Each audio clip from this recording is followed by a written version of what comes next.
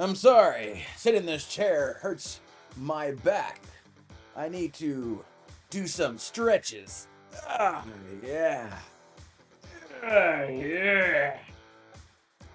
Oh, hey everybody, I'm Cortez and I'm a critic. What are we talking about today? I have no idea. I just wore this Tom Brady jersey out of nowhere. It's not like it was planned or anything. But let's be real, that's probably the only positive thing we're going to talk about today. So let's talk about the New England Patriots as they have went through the ultimate regime change.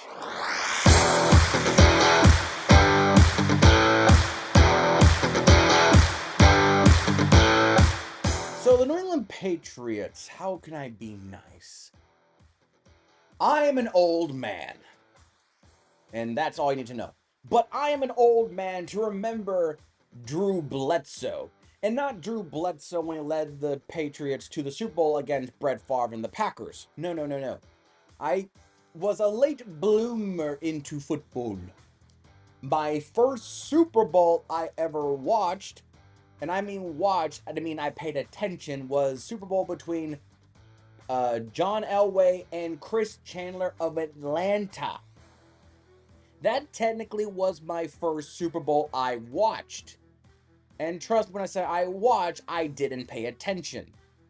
So when the Patriots, when Bledsoe got hurt, before that season, I knew the Patriots as the losers. That they were never good. 5-11. That's when we had 16-game season. For those of you that are too new, knew that. 5-11 was basically the high point. Maybe 6-10. Or maybe that beautiful 7-9. Ah, those good days. But that was with the Patriots. And then with Brady and Teddy Bruschi and Richard Seymour and Ty Law. And then before you know it, it developed into a 20-year dynasty to the point that unless you are from New England or grew up a New England Patriot fan as a child because you were bathed in the blood of fandom and bandwagonhood, you hated the Patriots. And it's kind of funny because out of context, you say, I hate the Patriots. Be careful on which circles you say that publicly because some may be like, you better be talking about this football team, right? So, yeah, make sure you do that. So, seeing them go from losers to gods and then strike very hard to losers is a weird cycle to be like, man, I am that old.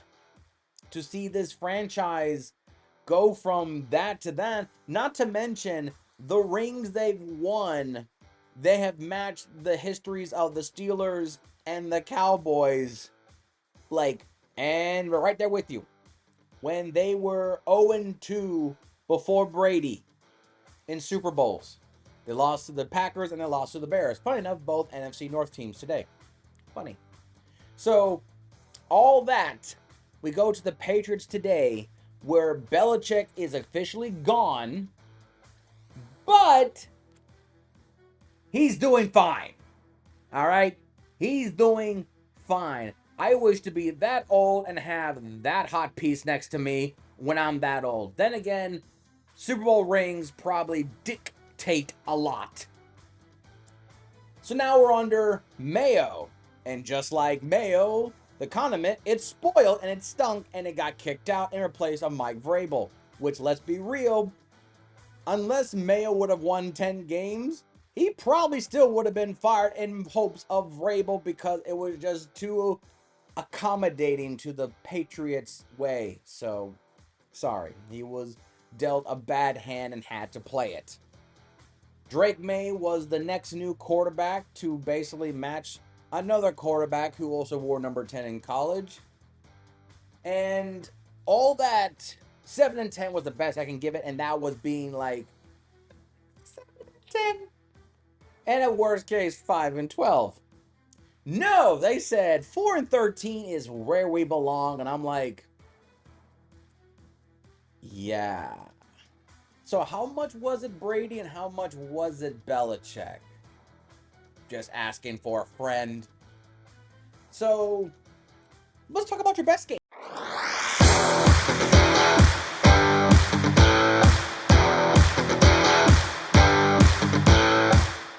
Your best game took place week 10 at Chicago. Why is it your best game? Because putting you against the Jets, the week 1 win against the Bengals, and of course the last week against the Bills backups, it's not a great stat, let's be real.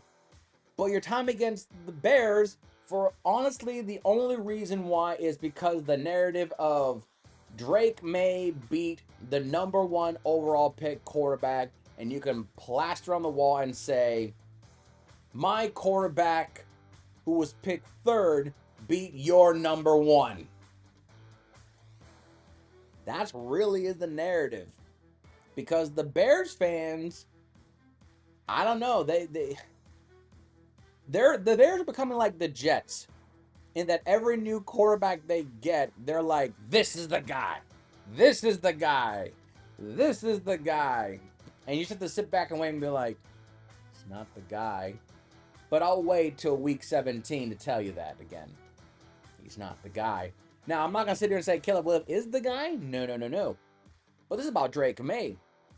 Drake May, not going to lie, was probably put in the worst situations. I mean, JJ got hurt, so we don't know what he could have done. But Drake May came into a team that I'm sure in the back of his mind, including his agent, girlfriend, everyone else close to him knew, dude, you ain't going to win. And if you do, it's going to be on you. And Drake May did the best he can with what he had, which wasn't really good. Not to mention, one of the wins wasn't him. He wasn't the starter week 1. So even then, he wasn't given the reins until weeks later. But this game against Chicago was honestly just the merit of Caleb Williams is losing. So, okay. And the narrative spin is Drake May versus Caleb Williams, the same thing like Jaden Daniels versus Caleb Williams. It just has a nice narrative spin to it that it makes the reporters on both the New England side and the Chicago side an easier way to write a story. Okay? Caleb Williams wins. The Chicago Times will probably put a title that says, I don't know the Chicago newspaper, so I'm saying it wrong. I apologize. Number 1 pick proves why he's number 1 pick over 3rd overall pick Drake May. And the other one, you could have been Drake May outshows number 1 pick to prove that just because number 1 overall pick doesn't mean squat. I don't know. They could have twisted the narrative either way. That's what, reporters and journalism do. Some are not real journalists, but they do anyway to spin the narrative for whatever faction they want to believe in. That's what reporting and news sports does. You make something that sounds bad sounds not really bad. So that is why this game is the best game, even though it was more of just the team of the Patriots more than just Drake May. I mean, looking at the stats quickly here, Drake May threw for 184 yards, 1 touchdown, 1 interception. And Caleb Williams threw for 120 and nothing. Nothing really crazy about that. Looking overall, the Patriots had 328 yards of offense to the Bears 140. So, yeah. So it was more of the team beating the Bears than that. But that's why it's called the best game by the team, not the best game by one person. Your worst game, though, on the other hand...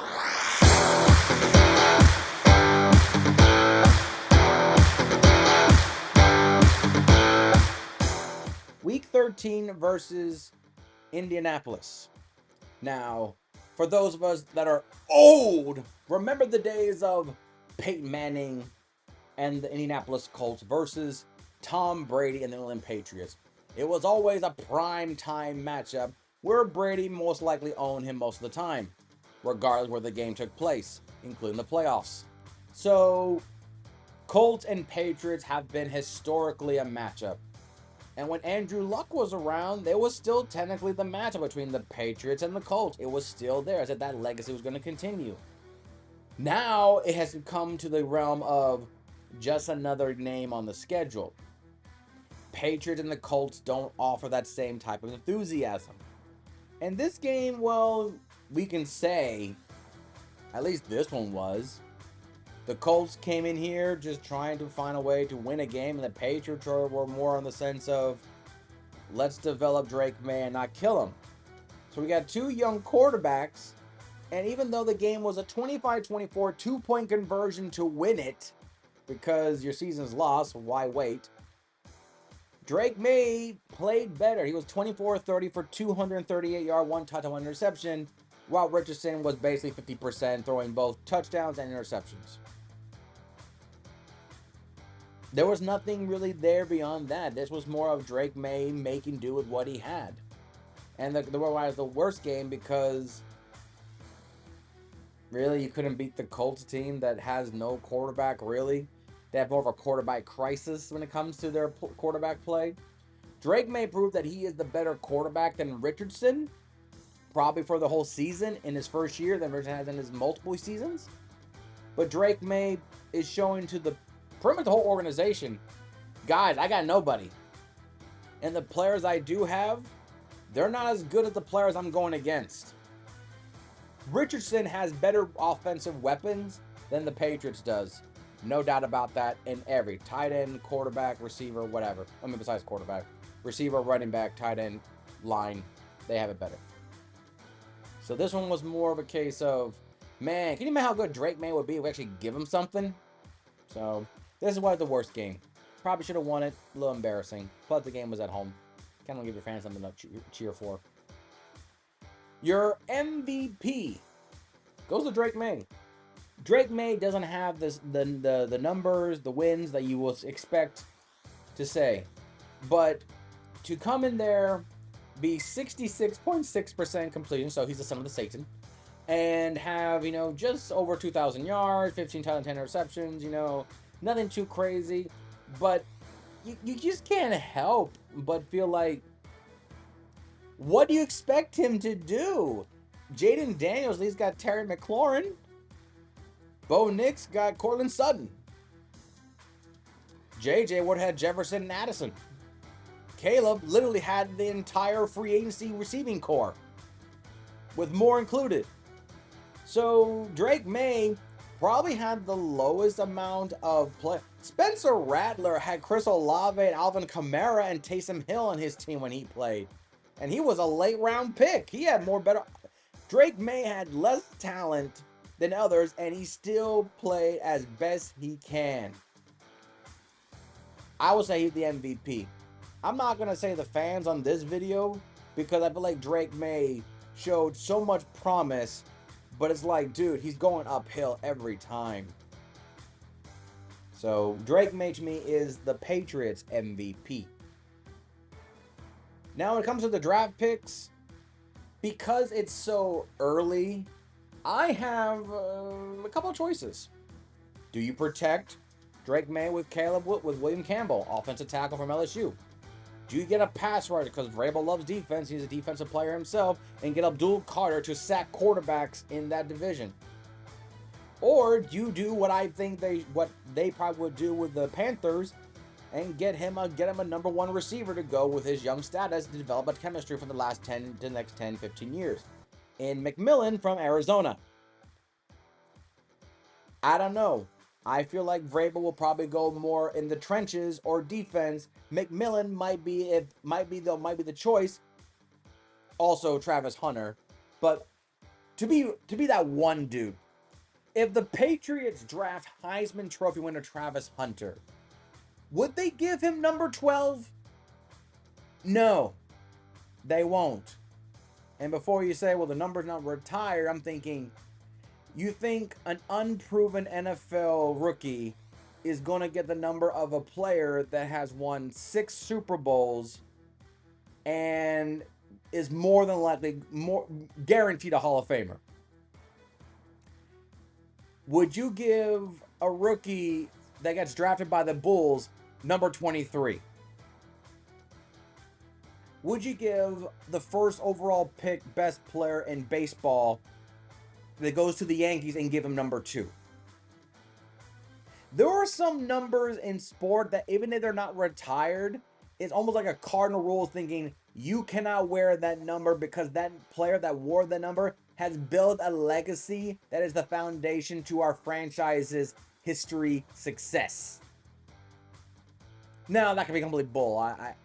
But I really believe that if the Patriots do draft Travis Hunter, he's not getting number 12. I don't care what he says. He ain't getting 12. Sorry, dude. Pick a different number. Or just reverse it. Be 21. There you go. So that's who I think the Patriots will do when it comes to the draft.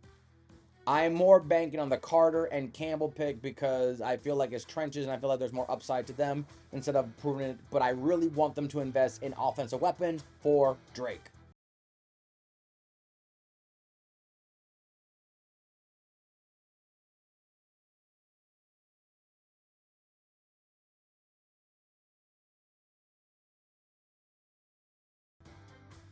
And that, ladies and gentlemen, is the New England Patriots. We are done with them. And now, like I said in my past video, we can do it now officially. We are now at the end of the AFC East. We're going to talk about them Bills. Them Buffalo Bills. For as, like most dine and dashers, when the bill comes, they don't pay. They flee. And once again, the Bills fail again. So we'll talk about them next time. But until then, I'm Cortez, and I'm a critic. Thank you so very much for watching.